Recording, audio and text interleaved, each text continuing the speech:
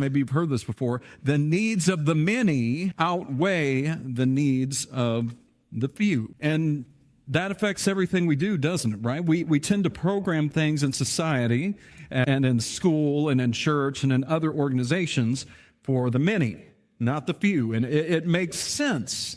And even the way we do events and conferences, I was thinking about this. You know, we have lots of conferences in our denomination and in the church. There's a lot of pastors' conferences and evangelism conferences and Bible conferences, stuff like that.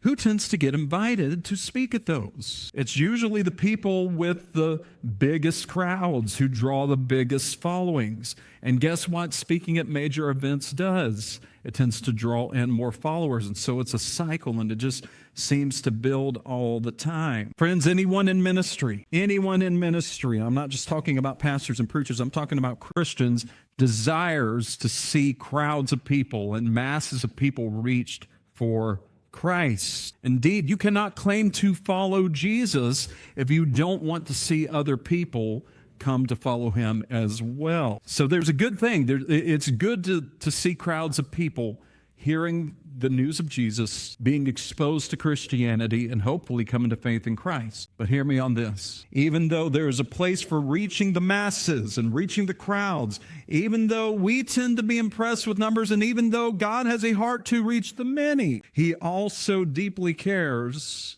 that we are willing to minister to individuals, to what I'm calling the one.